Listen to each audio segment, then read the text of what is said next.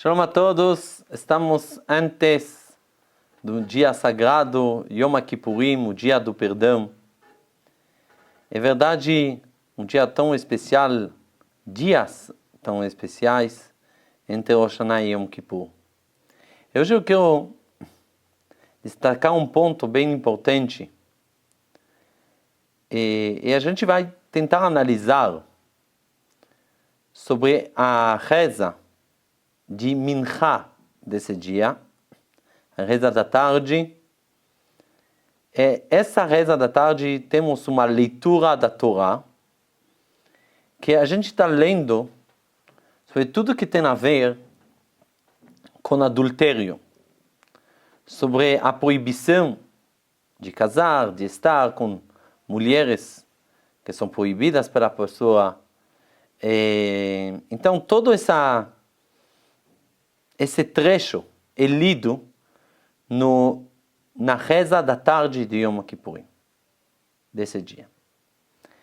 E aqui surge uma pergunta, porque nesse dia, nesse momento, especialmente de Mincha, cada um está na sinagoga horas e horas, está jejuando, está numa situação de muita elevação, e nada material. A gente sabe que Yom Kippur, porque a gente não come, não bebe,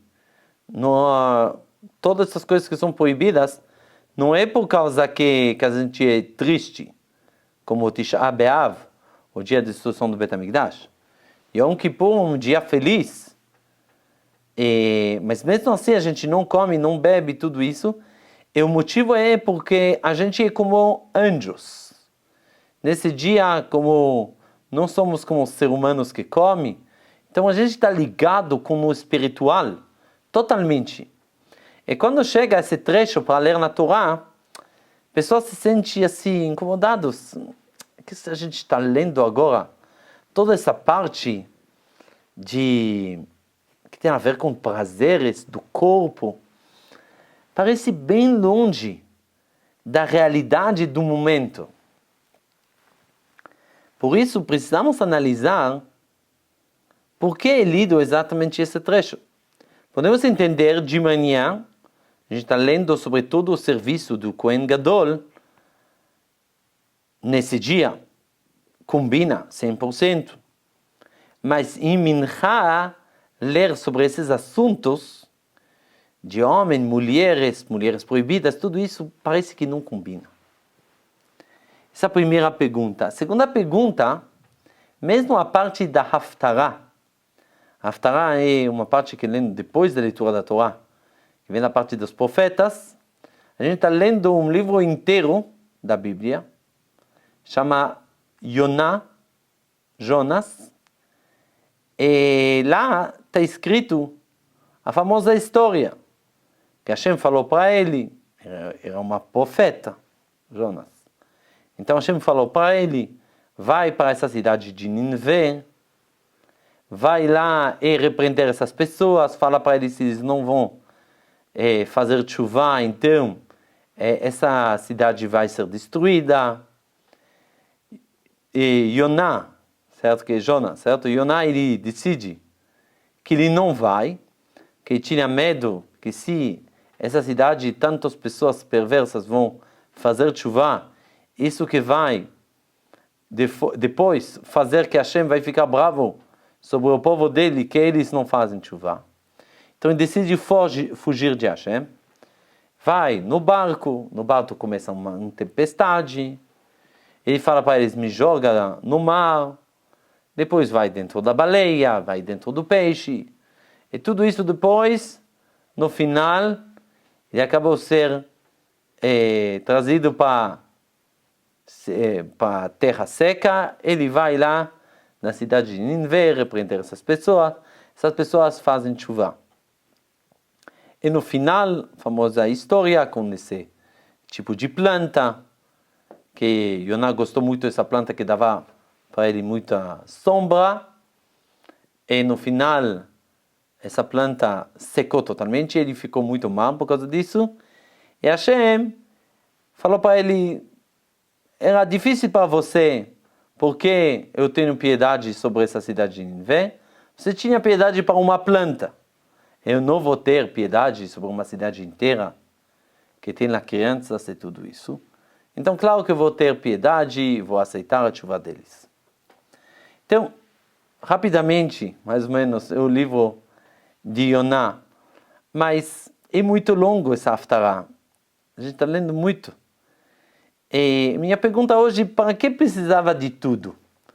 Poderia pegar esse trecho, somente o último trecho, que Yoná, no final, chega para a cidade, repreende essa cidade, essas pessoas fazem chuva sincera, Hashem aceita a chuva deles, isso mostra que Hashem aceita a chuva, e depois também nessa história com a planta, mostra quanto Hashem tem piedade sobre nós.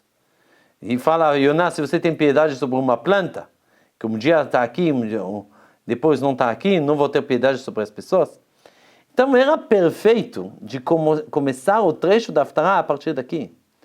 Não precisava a primeira parte, não precisava o livro inteiro, não precisava da primeira parte. A primeira parte fala sobre uma profeta, que Hashem fala com ele, Deus fala com essa pessoa, uma pessoa tão elevada, que decide transgredir a palavra de Deus, fazendo diferente, tentar fugir de Deus. Isso é um exemplo ruim. A gente não precisa ler sobre esse tipo de exemplo. Por que a gente está lendo sobre esse exemplo? Certo? Então, temos duas perguntas sobre essa reza da tarde Mincha, que ela é rezada 3 horas antes de terminar já esse dia de Yom Kippur. A pergunta é simples. Por que falar sobre esses assuntos de mulheres, prazeres e tudo isso, que não combina? Segunda pergunta, por que falar sobre uma história de uma profeta que fugiu de Deus e não queria fazer a missão dele? Então, para responder isso, tinha um grande rabino chamado Rav Chaim de Shmulevitz, da Yeshiva de Mir, uma grande yeshiva, até hoje essa yeshiva existe, em Yerushalayim, 4.000, 5.000 alunos. Ele fala uma coisa muito, muito importante, que isso pode dar uma das coisas bem principais que precisamos trabalhar sobre isso nesse dia tão sagrado de Yom Kippur. Ele fala o seguinte, vamos dar um exemplo de uma história que aparece lá nos profetas, aparece num dos livros do Tanakh, da Bíblia. A gente sabe que o povo dos filisteus fazia muitos problemas para o povo de Israel, sempre guerreava, sempre fazia problemas. E chegou uma pessoa muito alta, chamava Golias, certo? E ele falou, quem vem fazer a guerra comigo? Vamos ver. Vocês colocam a pessoa mais forte e vai guerrear contra mim. O rei, naquela época, era Shaul. E Shaul tinha muito medo desse Golias. Ele fala assim, quem vai conseguir derrubar esse gigante, porque ele era gigante, eu vou dar minha filha para ele como esposa. A gente sabe quem foi, David. David não é que ele foi para poder casar, mas David, ele foi porque ele ouviu como Golias fala e despreza o nome de Deus, sem espadas, somente com 5 pedras, conseguiu derrubar e matar Golias. Então ele foi lá, ele casou com a filha de Shaul, chamava Michal. Depois desse episódio, Shaul, ele fala para esse casal que, verdade, o casamento é inválido, verdade, David não está casado com Michal, e ele decide pegar outra pessoa, chamava Palti, que esse Palti, ele que vai casar com Michal. Esse Palti não poderia, como se fosse, recusar para o rei, também a filha Michal não poderia, mas os dois sabiam que eles não podem ficar como marido e esposa. Eles decidem, mesmo que estão forçados de viver no mesmo lugar, eles decidem de pegar uma espada e colocar entre as duas camas. E de falar quem vai atravessar vai ser morto pela espada. E a pergunta é, o que adianta a espada? Se os dois querem pecar, querem ficar juntos, a espada não vai fazer diferença. E se um quer, o outro não quer, então também não vai querer. Acabou a história. O que ajuda a espada? E a gente sabe que a Gemara, o Talmud, elogia muito o Palti. Porque isso era para a vida inteira, não é como Yosef, que ele conseguiu para um período pequeno de, como se fosse superar o fato que a mulher de Potifar tentava seduzir ele. Então ele conseguiu se superar, mas era um período pequeno. Palti, anos e anos, vivia assim. Isso é uma loucura. Mas o que a gente precisa entender, o que adianta essa espada? E a resposta é que uma pessoa que está em Yom Kippur, para poder chegar que Hashem vai aceitar a chuva dele, quer dizer que ele está se arrependendo, ele precisa ser uma pessoa sincera, mostrar que ele tem planos para o ano que está chegando, que ele está se arrependendo sobre as coisas erradas que fez no ano passado e está pronto já para o novo ano. Para poder, como se fosse, abrir uma nova página. E como ele está fazendo isso? Verdade, ele está jejuando, ele está rezando. Ele está como se fosse na sinagoga o dia inteiro. Mas olha o que está acontecendo. Ele está somente pensando sobre a situação dele nesse momento. E para poder mostrar para Hashem que estamos sinceros se a gente de verdade quer melhorar, a gente precisa estar também com a consciência que temos fraquezas. Estar com essa consciência, mesmo no momento mais sagrado, estão mais elevados, que temos essa fraqueza do nosso corpo, que tem os desejos e tudo isso. Se nesse dia a gente vai negar, a gente vai totalmente ignorar nossas partes mais, como se fosse mais corporal, nossos desejos, se a gente vai ignorar totalmente, o que vai acontecer? Vai terminar Yom Kippur, a gente vai esquecer tudo, começa o ano, acabou a história. Vamos para a praia. É isso que vai acontecer. Nesse dia a gente precisa ter essa consciência que mesmo que a gente pareça muito elevado, a gente quase está voando de tanta santidade, tanta kedushá nesse dia. Olha bem, a gente precisa saber nossas fraquezas.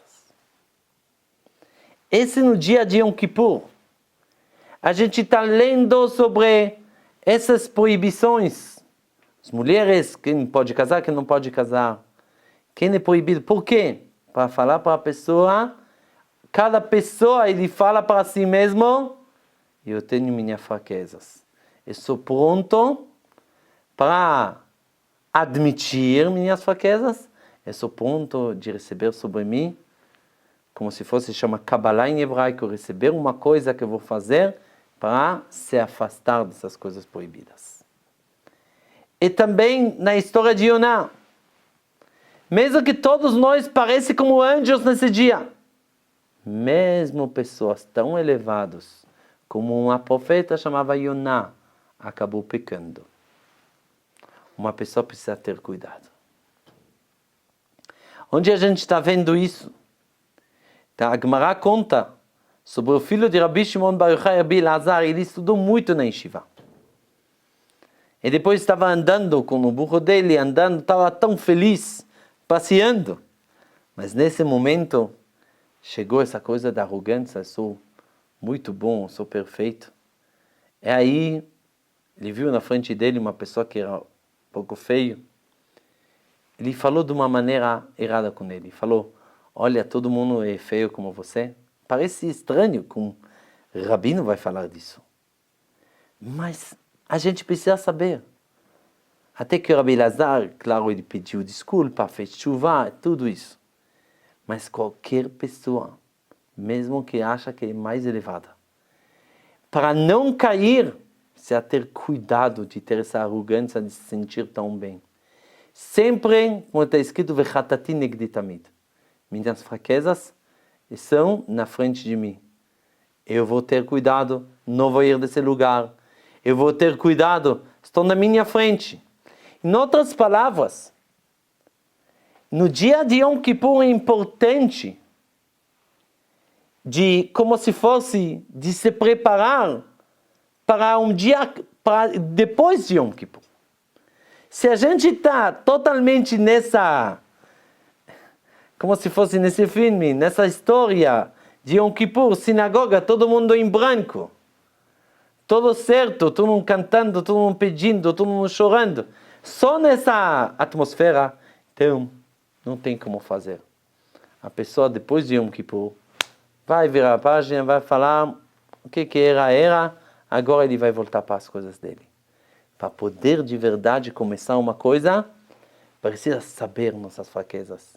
É isso, esse palti, junto com a esposa dele, que na verdade que não era a esposa dele, mas que eles achavam que eles não são marido e esposa, e tinha essa força, mesmo que ele poderia pecar colocando a espada.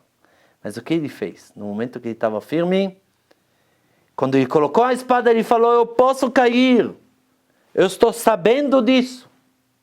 Eu vou colocar a espada, eu vou fazer um ato. Não somente que eu estou admitindo minhas fraquezas, eu vou fazer um ato para poder me proteger. É isso que cada um de nós, nesse dia de Yom Kippur, a gente precisa saber nossas fraquezas, não ignorar totalmente, esquecer que estamos pessoas que fazendo de vez em quando coisas erradas. Nesse momento, de ser bem firme e de saber admitir nossas fraquezas, de fazer chuva sincera e de se preparar e de receber sobre nós coisas que a gente vai decidir que a partir desse Yom Kippur não vai acontecer mais. Essa é uma coisa que Rav Chaim Shmulevitch ensina para nós, que é isso que vai poder muito ajudar na prática. Que nesse dia de Yom Kippur, pensamos sobre o dia depois de Kippur, sobre o ano inteiro. Quero desejar que Hashem vai selar todos nós para a vida boa, para a Bezrat Hashem passar, para que Am Israel, Bezrat Hashem, vai ser o povo de Israel, sempre vai ser unidos, que podemos ter essa Geulah nesse ano, Bezrat Hashem, o mais breve possível. Vimera be'amenu, amém.